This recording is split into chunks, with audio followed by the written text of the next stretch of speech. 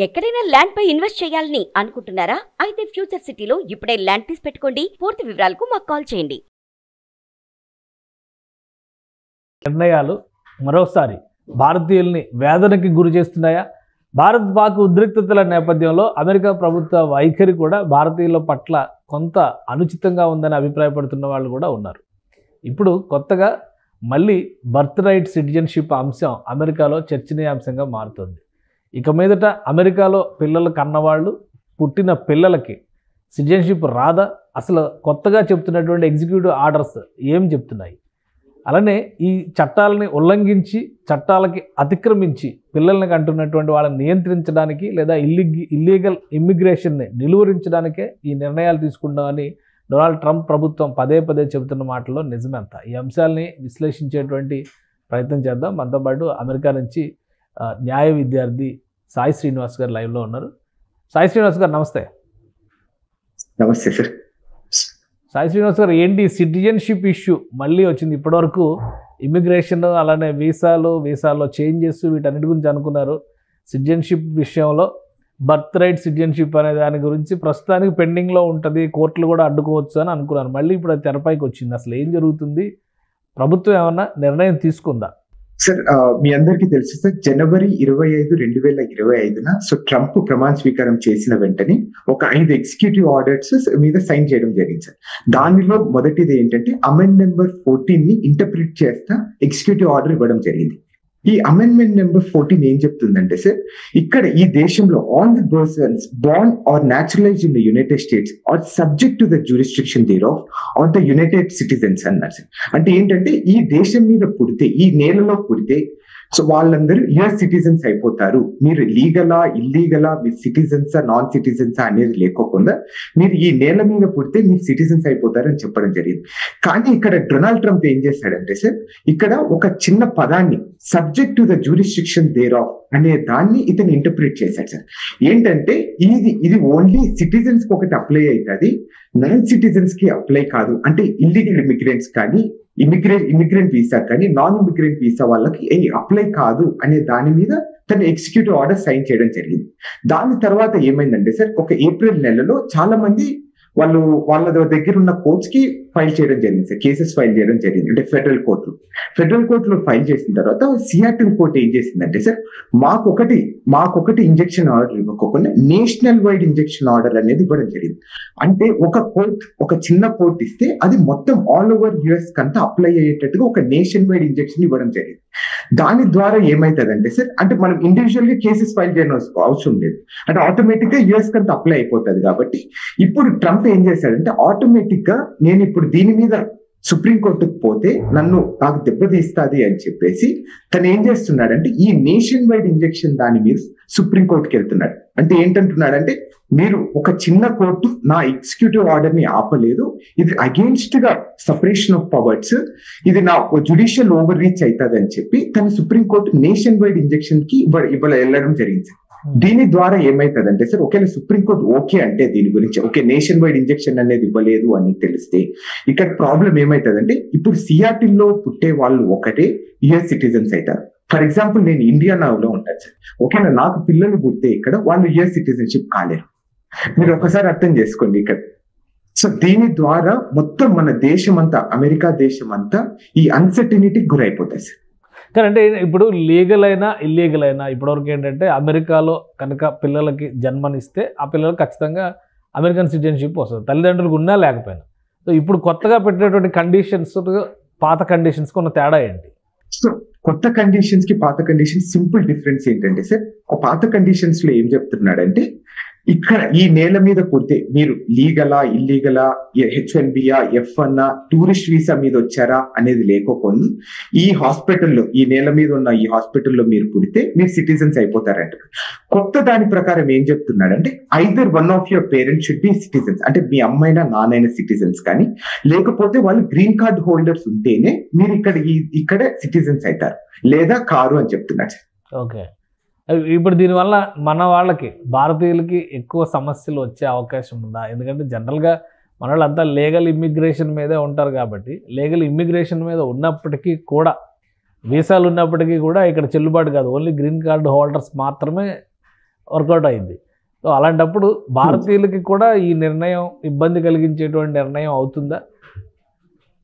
Sir ఇప్పుడు మీరందరూ news లో చూస్తుంటారు సార్, ఇప్పుడు గ్రీన్ కార్డ్ రావాలంటే సుమారు 20-30 ఏళ్ళు టైం పడుతుందని. ఇప్పుడు ఫర్ ఎగ్జాంపుల్ ఇప్పుడు నాకు పుట్టింది అనుకో సార్ పాప, ఇప్పుడు ఏదైనా ఆ పాపకు సిటిజన్షిప్ వస్తే ఏమైతుందంటే 18 ఏళ్ల తర్వాత మనకు ఆమె స్పాన్సర్ చేసే హక్కు ఆమెకు ఉంటుంది సార్, అంటే నా పేరెంట్స్ కి. ఇప్పుడు దాని ద్వారా వాళ్ళ జీవితాంతం ఎట్లా తలుచుకున్నా కానీ సిటిజన్షిప్ కాలేరు. అంటే ఇది ఇక్కడికి వచ్చి మనం ఏవి అనుభవించలేము సార్. ఓకే. ఇక్కడ ఇంకొక పాయింట్ ఏంటంటే సార్, సోషల్ సెక్యూరిటీ ట్యాక్సెస్ అని మన రూపంలో కట్టించుకుంటారు సార్. అంటే నన్ను F1 లో ఉన్నా కానీ, నేను చిన్న పని చేసినా కానీ, లేకపోతే జాబ్ చేసినా కానీ దాని మీద సోషల్ సెక్యూరిటీ ట్యాక్స్ కట్ చేసుకుంటారు. అది క్లెయిమ్ చేయాలంటే మీరు US సిటిజన్ అయితేనే క్లెయిమ్ చేసుకోవచ్చు. అది సుమారు ఒక 5 కోట్లు 6 కోట్లు అవుతుంది సార్ మనం రిటైర్డ్ అయ్యే కొద్ది. ఆ డబ్బులంతా మనం క్లెయిమ్ చేసుకోలేము మనం సిటిజన్షిప్ కాలేకపోతే. మనం ఇక్కడ పనిచేసి ఇక్కడ ట్యాక్స్లు కట్టి మళ్ళీ లాస్ట్ కు US సిటిజన్స్ కాలేమని అది క్లెయిమ్ చేసుకోకుండా వెళ్ళిపోతుంది. ఇప్పుడు మిగతా దేశాల వాళ్ళకి ఏమన్నా ప్రభావం ఉంటుందా? చుట్టుపక్కల దేశాలు కానీ, మెక్సికో లాంటి, కెనడా లాంటి ఇటువంటి దేశాల నుంచి కూడా చాలామంది అమెరికాకు వస్తుంటారు కదా. ఈ సిటిజన్షిప్ బై బర్త్ అనే దానిలో అమెండ్మెంట్స్ కనుక అమలైతే వాళ్ళపైన ఎలాంటి ప్రభావం చూపిస్తుంది? సో యూజువల్ గా మనం రీసెంట్ గా లెక్కలు చూసుకుంటే సార్, ప్యూ రీసెర్చ్ సెంటర్ అని వాళ్ళు ఇల్లీగల్ ఇమిగ్రేట్స్ గురించి ఎక్కువ రీసెర్చ్ చేస్తుంటారు సార్. వాళ్ళు చెప్పే దాని ప్రకారం 13 మిలియన్ల మంది ఇల్లీగల్ ఇమిగ్రెంట్స్ ఉన్నారు సార్ అమెరికాలో. సో వాళ్ళు సుమారు ప్రతి సంవత్సరము 2,25,000 మంది పిల్లల్ని కంటున్నారంట. వాళ్ళందరికీ కంప్లీట్ గా సిటిజన్షిప్ రాశారు. ఇక్కడ ట్రంప్ కూడా, నేను ఇందాక కూడా డిస్కస్ చేస్తుంటే, ట్రంప్ ఏం చేస్తున్నాడంటే సార్, ఈ ఇల్లీగల్ గా వచ్చిన వాళ్ళందరినీ టార్గెట్ చేయడానికి ట్రై చేస్తున్నాడు. ఇప్పుడు మీరందరూ చూసుకుంటే ఓన్లీ 40,000 మందిని డిపోర్ట్ చేయగలిగారు ఇంతవరకు. సో తన టార్గెట్ ఏంటి? ప్రతి సంవత్సరం 10 లక్షల మందిని డిపోర్ట్ చేయాలి. అంటే 40,000 మందిని ఓన్లీ 4 నెలలు డిపోర్ట్ చేయగలిగాడు. సో ఇలాంటి ద్వారా ఏం చేస్తున్నాడు అంటే, ఇలా ఇప్పుడు మీరు సిటిజన్షిప్ కావాలంటే మీరు కోర్టుకి వెళ్ళి క్లెయిమ్ చేసుకోండి అని చెప్తున్నాడు. ఇల్లీగల్ ఇమిగ్రెంట్స్ కోర్టుకి వెళ్ళినప్పుడు ఏం చేస్తాడు, అక్కడ ఐస్ ఆఫీసర్స్ వచ్చి వీళ్ళని అరెస్ట్ చేసి తీసుకెళ్తారు. ఆల్రెడీ ఇల్లీగల్ అనేది కోర్టుకి వీళ్ళే సబ్మిట్ చేసినట్టు అవుతుంది. అవును సార్, సిటిజన్షిప్ అఫిడవిట్ ఇచ్చి క్లెయిమ్ చేసుకున్నట్టు. సో ఎందుకని ఇప్పుడు ఇంకొక మాట ఏం వినిపిస్తుందంటే, ఈ రెమిటెన్స్ ట్యాక్స్ అని చెప్పని, ఒకవేళ ఇక్కడ నుంచి వెళ్ళిన వాళ్ళు కానీ వేరే ఏ దేశానికైనా, నాట్ ఓన్లీ ఫర్ ఇండియా, ఏ ప్రాంతాన్ని నుంచి వెళ్ళినప్పటికి కూడా అక్కడ సంపాదించుకున్నటువంటి డబ్బులు కనుక ఇక్కడికి పేమెంట్ చేసినా, ఇక్కడికి పంపించుకున్నా కానీ దాని మీద కూడా ట్యాక్స్ వేస్తున్నారని చెప్పని ఒకటి నడుస్తుంది. నిజమేనా? అది ఇంప్లిమెంటేషన్లోకి ఏమైనా వచ్చిందా అలాంటిది, లేదా పాలసీ వైజ్గా డిస్కషన్స్లో ఉందా? ఇప్పుడు పాలసీ వైజ్ ఆల్రెడీ ఇంట్రడ్యూస్ చేశారు సార్ హౌస్ ఆఫ్ రిప్రజెంటేటివ్ లో. సో దాంట్లో ఏం చెప్తున్నారంటే, నాన్ సిటిజన్స్ ఎవరైనా కానీ, అంటే పర్మనెంట్ వీసా, అంటే గ్రీన్ కార్డ్ హోల్డర్స్ కానీ, లేకపోతే F1 లో ఉండే వాళ్ళు కానీ, H1 లో కానీ, ఏ వీసా ఉండే వాళ్ళు కానీ, వాళ్ళు సిటిజన్స్ కాకపోతే వాళ్ళు ఏ దేశానికైనా డబ్బులు పంపించాలంటే వాళ్ళు 5% ట్యాక్స్ కట్టించుకుంటారు సార్ దాని మీద, రెమిటెన్స్ ట్యాక్స్ అని. సో దాని వల్ల ఏమైతుందంటే సార్, ఆల్రెడీ ఇక్కడ 30% ట్యాక్స్ కట్టించుకుంటున్నారు సార్. దాని మీద మళ్ళీ అదనపు 5% ట్యాక్స్. ఓకే. సో ఇప్పుడు చాలా మందికి ఈ దేశానికి వచ్చే వాళ్ళందరూ F1 లో ఉండే వాళ్ళందరూ లోన్లు కట్టుకుంటారు సార్ ఇండియాలో. సో వాళ్ళందరూ ఆల్రెడీ మనం ఇండియాకి డబ్బులు పంపించి మళ్ళీ దాని మీద డబ్బులు కట్టి లోన్లు క్లియర్ చేసుకోవాలి సార్. ఇప్పుడు అట్లాంటి పరిస్థితి వస్తుంది. దీని ద్వారా ఏమైతుందంటే, ఈ హవాలా ట్రాన్సాక్షన్స్ అనేది ఎక్కువ పెరిగిపోతాయని నేను అనుకుంటున్నా సార్. ఓకే. ఇదంతా తప్పించుకోవడం వల్ల ఏం చేస్తారంటే, ఇక్కడ ఉన్న వాళ్ళు, అంటే నేను అనుకోవడం, అంటే నేను కూడా ఒక రిపోర్ట్ ద్వారా చదివడం ఏంటంటే, ఇప్పుడు నా ఫ్రెండ్ ఎవరో ఒకరు ఉంటారు, సర్లేరా నువ్వు ఇండియాలో డబ్బులు ఇచ్చేసి నేను ఇక్కడ నీకు ఫీ పే చేస్తానని చెప్పడం. దీని ద్వారా ఏమైతుందంటే, ఇది కంప్లీట్ గా లీగల్ లూప్ హోల్. సో దాని ద్వారా ఈ హవాలా ట్రాన్సాక్షన్స్ పెరిగిపోతాయి. దాని ద్వారా వచ్చే ఏదైతే ఇది కంప్లీట్ ఇండైరెక్ట్ గా కూడా ఇండియాకి ఎఫెక్ట్ అయ్యే పరిస్థితి కూడా ఉంటుంది. సో ఏం జరుగుతుంది ఈ మధ్యకాలంలో? అంటే ఒకటి స్ట్రైట్గా మిమ్మల్ని అడగొచ్చు అనుకుంటున్నాను నేను. ఇండియా పాకిస్తాన్ మధ్య ఈ ఉద్రిక్తతలు వచ్చిన కాడి నుంచి డొనాల్డ్ ట్రంప్ గారి స్టాండ్ కూడా మారినట్టుగా అనిపిస్తుంది.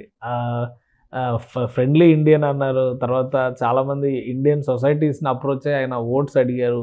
ఇక ప్రధానమంత్రి నరేంద్ర మోడీ గారితో అయితే చాలా క్లోజ్, మై ఫ్రెండ్ అని ప్రతిసారి ఆయన కూర్చుంటే కుర్చీ కూడా ఈయనే పట్టుకున్నటువంటి పరిస్థితిని చూసాము. రకరకాల విషయాల్లో అన్నిటికీ కూడా అమెరికా అండగా నిలుస్తుంది అనేటువంటి మెసేజ్ అయితే చాలా బలంగా ఇచ్చారు. ఆయన హౌడీ మోడీ అంటే ఈయన నమస్తే ట్రంప్ అని చెప్పని ఈవెంట్లు కూడా చేశారు. బట్ ఈ ఇష్యూస్ జరిగిన తర్వాత నుంచి స్టాండ్ చాలా హార్డ్గా మారింది ఇండియా పట్ల కానీ ఇండియన్స్ పట్ల కానీ అనేటువంటి సంకేతాలు అయితే వస్తున్నాయి. ఇక్కడికి వస్తున్నటువంటి న్యూస్లో కానీ మీడియాలో డిస్కషన్స్ కూడా ఇవే జరుగుతున్నాయి. అలాంటి పరిస్థితి ఏమైనా ఉందా? అంటే యూజువల్ గా స్టార్టింగ్ లో ట్రంప్ గెలుస్తానే మొదటిగా ఆనందపడిన వ్యక్తులలో అంటే నాకు తెలిసి యుఎస్ సిటిజన్స్ హ్యాపీగా ఫీల్ అయ్యారు లేదో నాకు తెలియదు, కానీ ఇండియన్స్ చాలా విపరీతంగా హ్యాపీగా ఫీల్ అయ్యారు. ఈవెన్ హైదరాబాద్ లాంటి మహానగరంలో కూడా ఎక్కడో మనకు తెలియని ట్రంప్ గురించి సెలబ్రేషన్ చేయడం జరిగింది. అంటే ఎందుకంటే ఈ ఎకనామీ ఏమైనా రివైవ్ చేయగలడు, లేకపోతే ఈ క్యాపిటలిస్ట్ ఐడియాలజీ వ్యక్తి కదా సార్, ఏమైనా ఉద్యోగాలు బాగా ఇవ్వగలడు అనే ఒక ఇంటెన్షన్ తో సో తను గెలిచిన వెంటనే చాలా ఆనందంగా పడ్డారు. సో ఎందుకంటే చాలా మంది ఈ నాన్ ఇమిగ్రెంట్ వీసాలో ఉండే వాళ్ళంతా మన భారతీయ విద్యార్థులే కాబట్టి. సో కానీ రియాలిటీకి వచ్చే కొద్ది కంప్లీట్ గా డిఫరెంట్ అయిపోయింది సార్ రోజు రోజుకి. అంటే సో ఈ సెడిస్ టర్మినేషన్ విషయం నుండి స్టార్ట్ చేస్తే అట్లనే బర్త్ రైట్ సిటిజన్షిప్, సో దాని తర్వాత ఈ టాక్సెస్ రూపంలో కానీ మళ్ళీ రీసెంట్ గా మీరు చూసి ఉంటారు. సో టిమ్ కుక్ ని డైరెక్ట్ గా చెప్పారు, మీరు ఇండియాలో ఈ యాపిల్ అనేది ఎస్టాబ్లిష్ చేయకండి, they can take care of own self, అది డెవలపింగ్ కంట్రీ, అది వాళ్ళు చూసుకోగలదని చెప్తుంది. అంటే ఇదన్నీ కంప్లీట్ గా అడ్వర్స్ గా ఎందుకో తను చేస్తున్నాడని నా ఒపీనియన్ కూడా సార్ మీరు అన్నట్టు. So but where it goes అనేది ఇంకా చూడాలి సార్ మనం. అంటే చేంజ్ రావడానికి కారణం ఏంటి? రెండు దేశాల మధ్య ఉన్న ఇదేనా, లేదా ఇంటర్నేషనల్ ఈక్వేషన్స్ కూడా ఏమన్నా మార్పు వచ్చిందా? మెయిన్ రీజన్ ఏంటంటే India is a developing nation sir. So complete గా మనము సో అమెరికాకి పోటీగా మనం వెళ్తున్నాము. అండ్ వన్ మోర్ థింగ్ నేను అనుకోవడం ఏంటంటే ఇప్పుడు చైనా మీద హయ్యర్ ట్యాక్సెస్ వేయడం వల్ల అన్ని కంపెనీస్ అనేది ఇండియాకి వస్తున్నాయి సార్ మ్యానుఫ్యాక్చర్ చేయడానికి. సో దాని ద్వారా మేబీ ఏమన్నా ఇండియా సో కాంపిటీటింగ్ విత్ అమెరికా అనేది ఒక ఆలోచనలో కూడా ఉండొచ్చు సార్. అండ్ యూజువల్ గా మీకు తెలియదేమో సార్, సో కంప్లీట్ గా న్యూట్రలైజ్ చేస్తున్నారు అనుకోవాలా? అంటే అట్లనే అనుకుంటున్నా సార్ నేనైతే. ఈ టాక్సేషన్స్ అవి పెంచి ఒక్కొక్కటి డబుల్ ట్రిపుల్ 100% టాక్సేషన్ దాకా తీసుకెళ్లారు. చైనా విషయంలో అయితే ఇంకా ఎక్కువ కూడా వెళ్ళారు.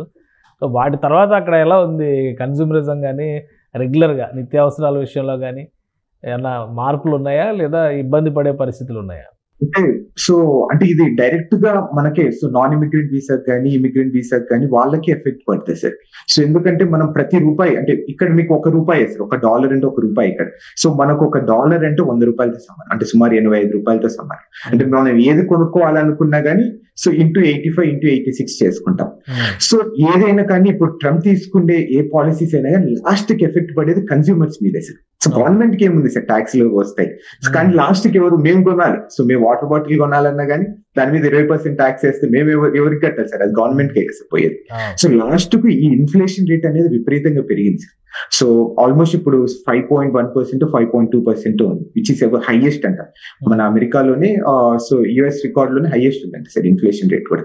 అండ్ మీరు న్యూస్ చూసింటారు, ఇవన్నీ ఎందుకు చేస్తున్నారంటే సార్, సో అమెరికాకి ఈ $1 ట్రిలియన్ డెప్ట్ ఉంది సార్, విపరీతమైన డెప్ట్స్ తీసుకున్నారు వీళ్ళు. సో అది కట్టడానికి అవి పూడ్చడానికి ఇవన్నీ చేస్తున్నారు సార్. మీరందరూ వినింటారు గోల్డెన్ వీసా అని, అంటే ఆల్మోస్ట్ $5 మిలియన్ ఎవరు ఇన్వెస్ట్ చేస్తారు వాళ్ళందరికీ. అంటే ఎందుకు చేస్తున్నాడు అనే దాని గురించి కూడా ఆలోచించాలి సార్ మనం. ఇదంటే అమెరికాకి విపరీతమైన నేషనల్ డెప్ట్ అనేది ఎక్కువ స్టార్ట్ అయింది సార్. సో దాన్నంతా కవర్ చేయడానికి ఇవన్నీ చేస్తున్నారు. Right. Thank you Sai Srinivas గారు, మీ అభిప్రాయాన్ని తెలియజేసినందుకు. ఇది అమెరికాలో ప్రస్తుతం ఉన్నటువంటి పరిస్థితి, అక్కడ రాజకీయంగా జరుగుతున్నటువంటి పరిణామాలు, మేక్ అమెరికా గ్రేట్ అగైన్ అనేటువంటి నినాదంతో డొనాల్డ్ ట్రంప్ తీసుకున్నటువంటి నిర్ణయాలు మాత్రం భారతీయులకి, ఇమ్మిగ్రెంట్స్కి కొంత ఇబ్బందికరంగానే మారుతున్నటువంటి పరిస్థితి. ఇప్పుడు సిటిజన్షిప్ బై బర్త్ అనేటువంటి దానిలో అమెండ్మెంట్స్ కనుక వస్తే ఖచ్చితంగా భవిష్యత్ తరాలు ఇక్కడ నుంచి వెళ్ళి అక్కడ సెటిల్ అవ్వాలని ఆశిస్తున్న వాళ్ళందరూ కూడా ప్రతికూల పరిస్థితుల్ని ఎదుర్కొంటారని సాయి శ్రీనివాస్ గారు వివరిస్తున్నారు. మరోవైపు ఇండియా పాకిస్తాన్ ఉద్రిక్తతలకు కూడా కొంతమేర పాలసీని ఇన్ఫ్లుయెన్స్ చేసినట్టుగానే కనిపిస్తున్నాయని ఆయన విశ్లేషిస్తున్నారు. ఇది స్పెషల్ డిస్కషన్. Keep watching.